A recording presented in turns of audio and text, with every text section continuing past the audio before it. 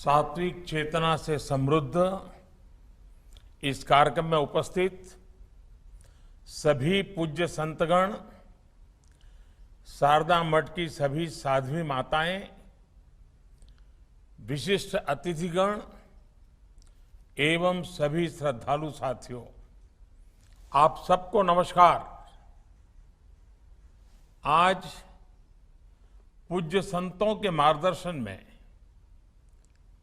पूज्य स्वामी आत्मस्थानंद जी के जन्म शताब्दी कार्यक्रम का आयोजन हो रहा है। ये आयोजन मेरे लिए व्यक्तिगत रूप से भी कई भावनाओं और स्मृतियों से भरा हुआ है। कई बातों को अपने आप में समेटे हुए हैं। स्वामी जी ने शतायु जीवन के काफी करीब ही अपना शरीर त्यागा था। मुझे सदैव उनका आशीर्वाद मिला, उनके सानिध्य का अवसर मिलता रहा। ये मेरा सौभाग्य है कि आखिरी पल तक मेरा उनसे संपर्क बना रहा। एक बालक पर जैसे स्नेह बरसाया जाता है, वो वैसे ही मुझ पर स्नेह बरसाते रहे। आखिरी पल तक उनका मुझ पर आशीर्वाद बना रहा और मैं ये अनुभव करता हूं कि स्वामी जी महाराज अपने चेतन स्वरूप में आज भी हमें अपने आशीर्वाद दे रहे हैं। मुझे खुशी है कि उनके जीवन और मिशन को जन जन तक पहुंचाने के लिए आज 2 स्मृति संस्करण, चित्रजीवनी और डॉक्यूमेंट्री में भी रिलीज हो रही है। मैं इस कार्य के लिए रामकृष्ण मिशन के अध्यक्ष पूज्य स्वामी स्मरणानंद जी महाराज, उनका हृदय से आदरपूर्वक अभिनंदन करता हूं। साथियों, स्वामी आत्मस्थानंद जी को श्री रामकृष्ण परमहंस के शिष्य पूज्य स्वामी विजनानंद जी से दीक्षा मिली थी। स्वामी रामकृष्ण परमहंस जैसे संत का वो जागृत बोध, वो आध्यात्मिक ऊर्जा उनमें स्पष्ट झलकती थी। आप सभी भाली भांति जानते हैं कि हमारे देश में सन्यास की कितनी महान परंपरा रही है। सन्यास के भी कई रूप रहे हैं। वानप्रस्थ आश्रम भी सन्यास की दिशा में एक कदम माना गया है। सन्यास का अर्थ ही है स्वयं से ऊपर उठकर समष्टि के लिए कार्य करना, समष्टि के लिए जीना, स्व का विस्तार समष्टि तक। सन्यासी के लिए जीव सेवा में प्रभु सेवा को देखना, जीव में शिव को देखना, यही तो सर्वोपरि है। इस महान संत परंपरा को, संन्यस्त परंपरा को स्वामी विवेकानंद जी ने आधुनिक रूप में ढाला। स्वामी आत्मस्थानंद जी ने सन्यास के इस स्वरूप को जीवन में जिया और चरितार्थ किया। उनके निर्देशन में बेलूर मठ और श्री रामकृष्ण मिशन के भारत ही नहीं बल्कि नेपाल, बांग्लादेश जैसे देशों में भी राहत और बचाव के अद्भुत अभियान चलाए। उन्होंने निरंतर ग्रामीण क्षेत्रों में जन कल्याण के लिए काम किया। इसके लिए संस्थान तैयार किए। आज ये संस्थान गरीबों को रोजगार और जीवन यापन में लोगों की मदद कर रहे हैं। स्वामी जी गरीबों की सेवा को, ज्ञान के प्रचार प्रसार को, इससे जुड़े कामों को पूजा समझते थे। इसके लिए मिशन मोड में काम करना, नई संस्थाओं का निर्माण करना, संस्थानों को मजबूत करना, उनके लिए ये रामकृष्ण मिशन के आदर्श थे। जैसे हमारे यहां कहते हैं ना कि जहां भी ईश्वरीय भाव है वहीं तीर्थ है, ऐसे ही जहां भी ऐसे संत हैं वहीं मानवता, सेवा, ये सारी बातें केंद्र बिंदु में रहते हैं। स्वामी जी ने अपने संन्यास जीवन में ये सिद्ध करके दिखाया। साथियों, सैकड़ों साल पहले आदि शंकराचार्य हो या आधुनिक काल में स्वामी विवेकानंद, हमारी संत परंपरा हमेशा एक भारत श्रेष्ठ भारत का उद्घोष करती रही है। रामकृष्ण मिशन की तो स्थापना एक भारत श्रेष्ठ भारत के विचार से जुड़ी हुई है। स्वामी विवेकानंद ने इसी संकल्प को मिशन के रूप में जिया था। उनका जन्म बंगाल में हुआ था, लेकिन आप देश के किसी भी हिस्से में जाइए, आपको ऐसा शायद ही कोई क्षेत्र मिला जहां विवेकानंद जी गए न हो या उनका प्रभाव न हो। उनकी यात्राओं ने गुलामी के उस दौर में देश को उसकी पुरातन राष्ट्रीय चेतना का एहसास करवाया, उसमें नया आत्मविश्वास फूंका। रामकृष्ण मिशन की इसी परंपरा को स्वामी आत्मस्थानंद जी ने अपने पूरे जीवन आगे बढ़ाया। उन्होंने देश के अलग अलग हिस्सों में अपना जीवन खपाया, अनेक काम किए, और जहां भी वो रहे वहां पूरी तरह रच बस गए।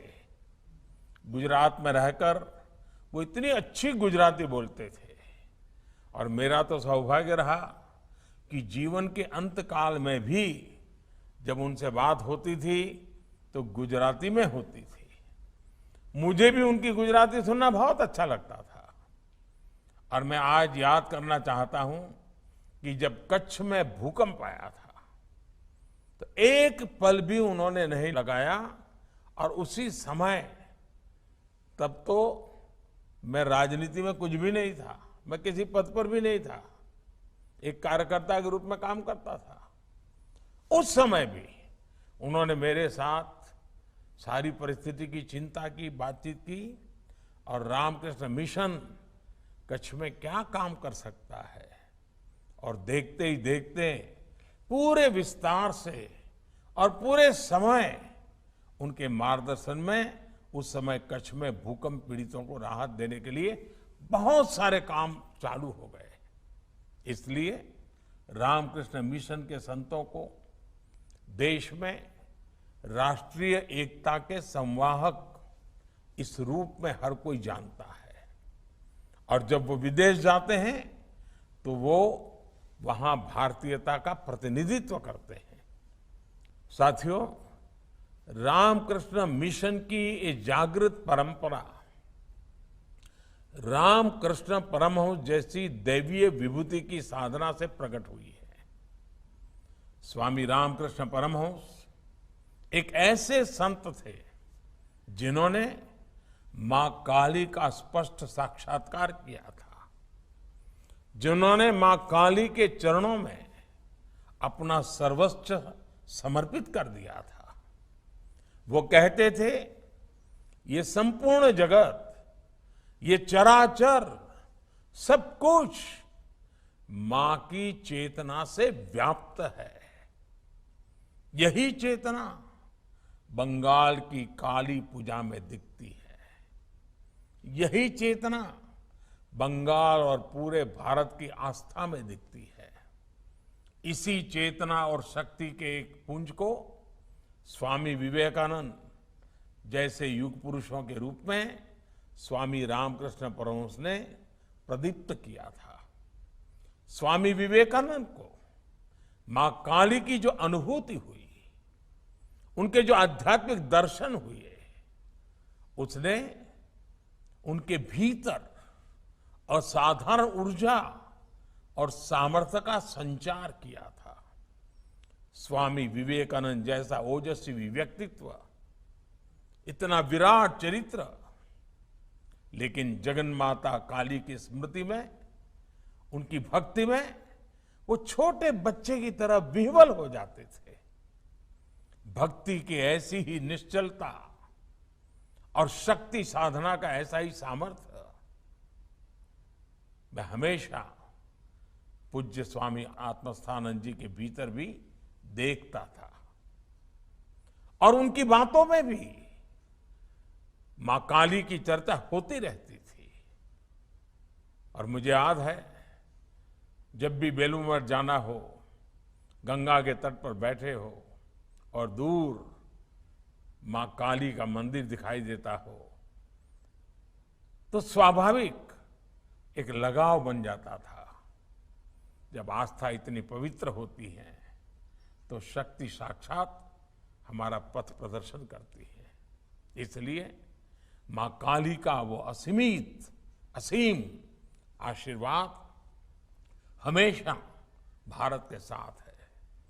भारत इसी आध्यात्मिक ऊर्जा को लेकर आज विश्व कल्याण की भावना से आगे बढ़ रहा है।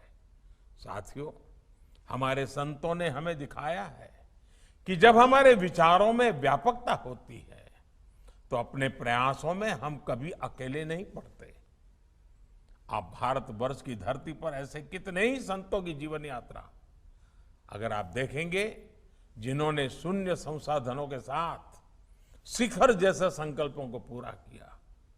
यही विश्वास, यही समर्पण मैंने पूज्य आत्मस्थानंद जी के जीवन में भी देखा था। उनसे मेरा गुरु भाव का भी संबंध रहा है।